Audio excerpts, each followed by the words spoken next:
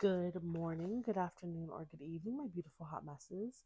My name is Mistress Lavender, and today I'm reading Rich AF by Vivian 2. I'm on page 66, and if you're new here, don't forget to like, comment, and subscribe. And if you don't know what book I'm reading or what I'm starting on, you might as well click episode 1, silly. But if you do, let's begin. We're on step 2.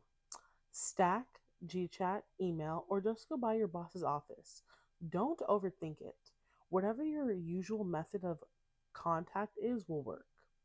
Hey, boss, do you mind if I put 30 minutes on your calendar for sometime this week? I'd love to discuss my growth at the company. Step 3. Start strong. Don't leave your boss wondering what you're here to talk about. Remember, they're a boss and they have been asked for raises before. You're not dropping some huge bombshell on them.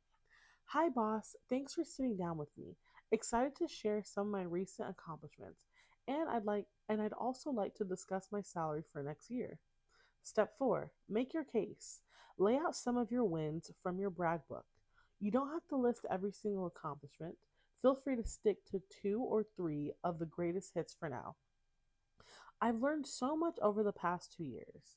Not only has my work grown the e commerce business by 25% and garnered over 10 pieces of positive PR, but I've also grown the Instagram account to 50,000 followers.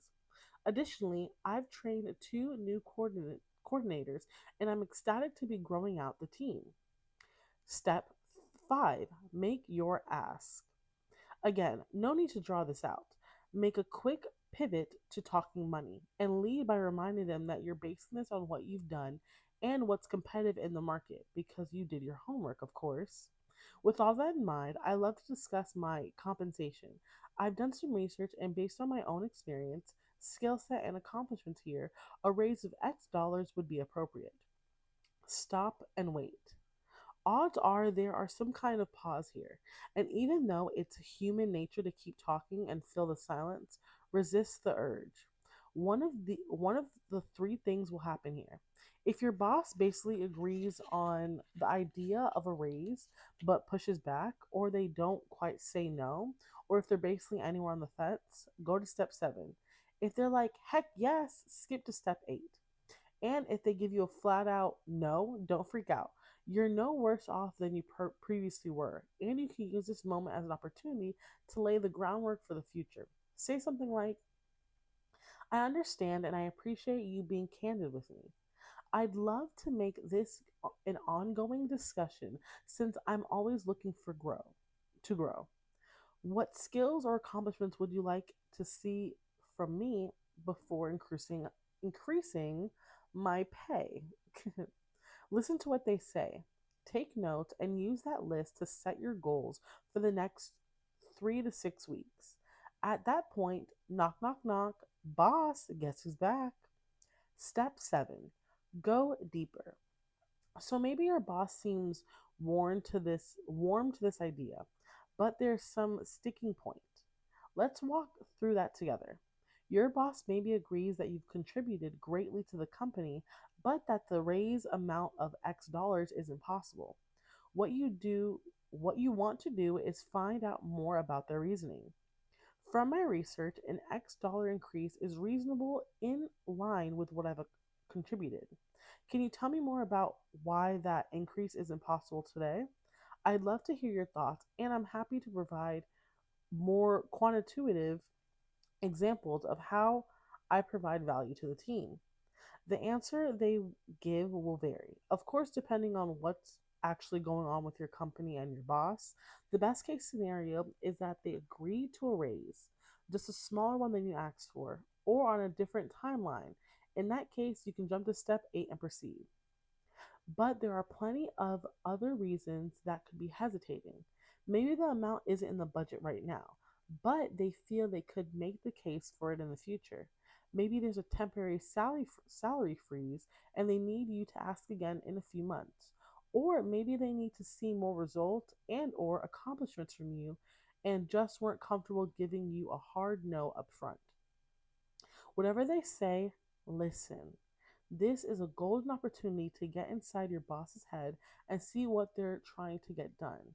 what restrictions they're under, and how you could potentially make some of that easier.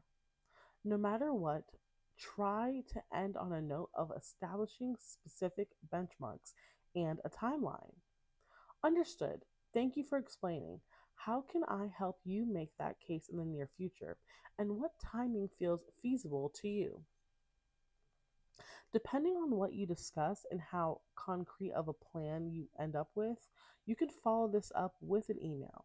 In step 9, to confirm how you'll move forward, step 8, stick the landing. You did it. D- Thank your boss, of course, and ask them for a timeline for when the raise will kick in. If it's not already predetermined, like in end of year review. Okay, if I'm messing up, I don't have my contacts, leave me be. Also, you want to have some kind of following up in writing. Usually your boss will be responsible for sending an official notice to both you and HR, but it's a good idea for you to follow up with your boss too, to just confirm that the conversation took place. You don't want this slipping through the cracks after all. Thank you. I appreciate that. And it means a lot to know that my work is valued.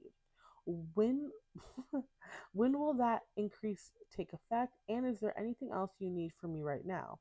I'll be sure to send you an email by the end of the day to follow up. Step 9, get it in writing. Then Avi send the email, remind them what you discussed, including the agreed upon number, and offer to help with any logistics to get the paperwork moving. With a timeline, if appropriate, again, even well meaning bosses are busy, and you don't want this getting lost in the shuffle.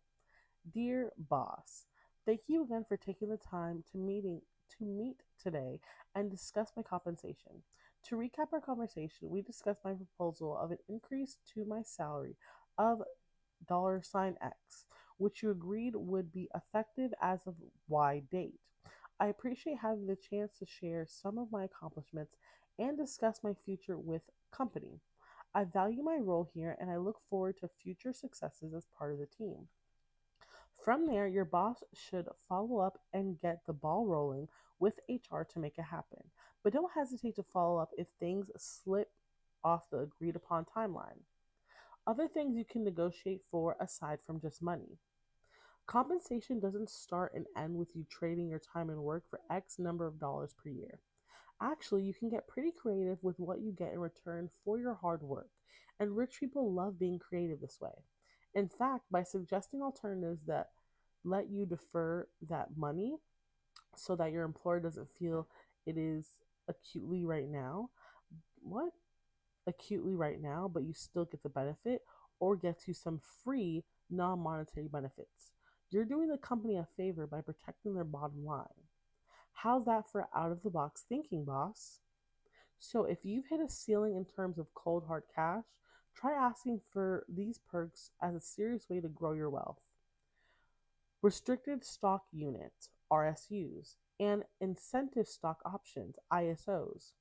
Restricted stock units and incentive stock options are both a kind of equity compensation where instead of just giving you cash for your work, your company also throws in some equity in the company. RSUs are actual units of stocks, i.e., shares, and they're restricted because you only get a portion of your total RSU grant every so often over what's called a vesting schedule.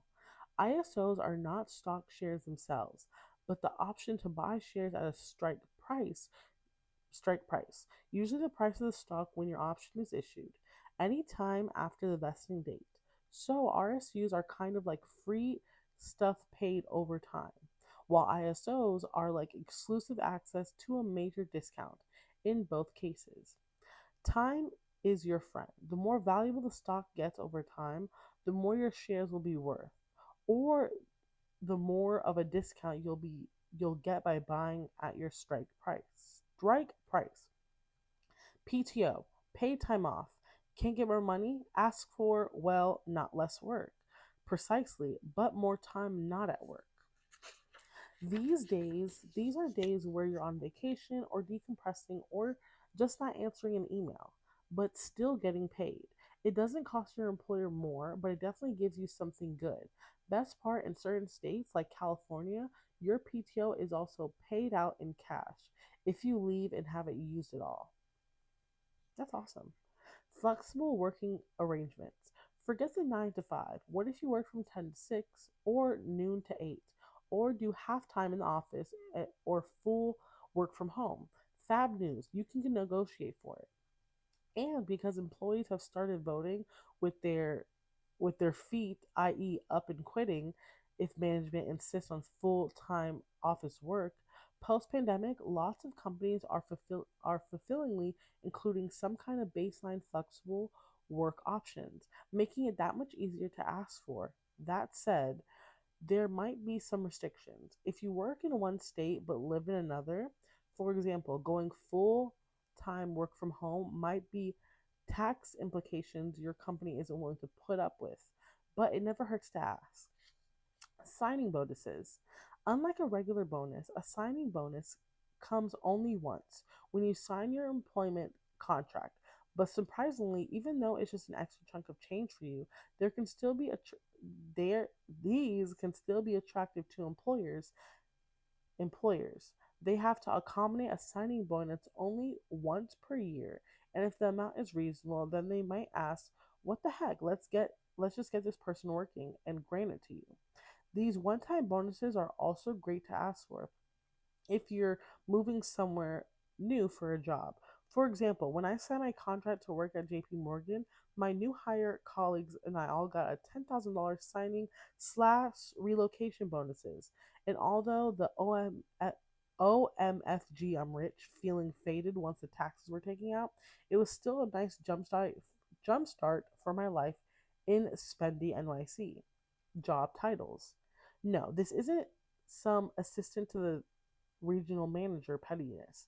For one thing, titles are 100% free, and unless you're in a highly regulated industry, they aren't fixed and can be earned by just asking.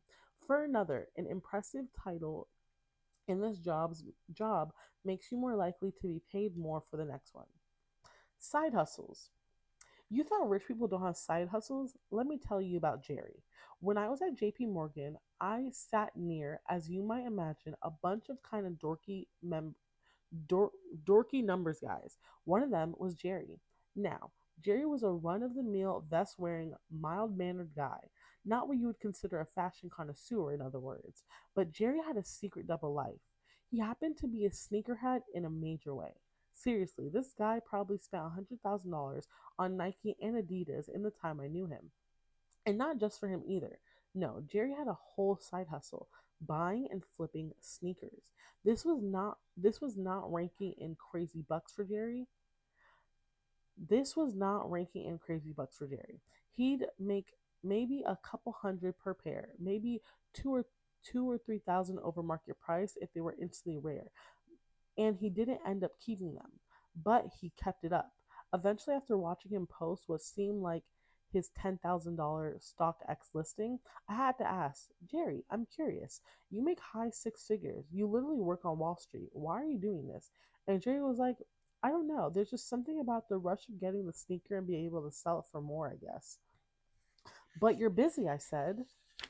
Jerry the sneakerhead just shrugged and said, yeah, but I like doing it, so I'm gonna still do it. It's just free money. At that point, another one of the guys perked up. Did someone say free money?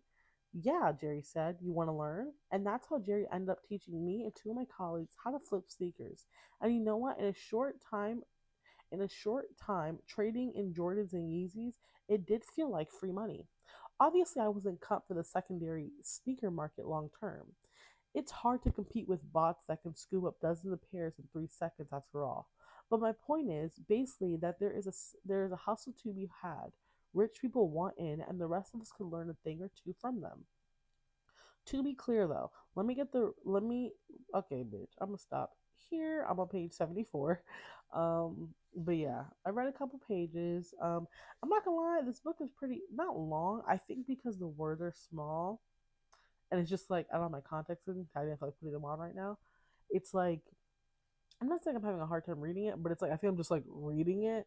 But yeah, I think I'm gonna reread it again to process it better. But I'm still gonna post this because you know what? Why not? I'm growing. You know what I'm saying? I'm reading. I'm loving that for me.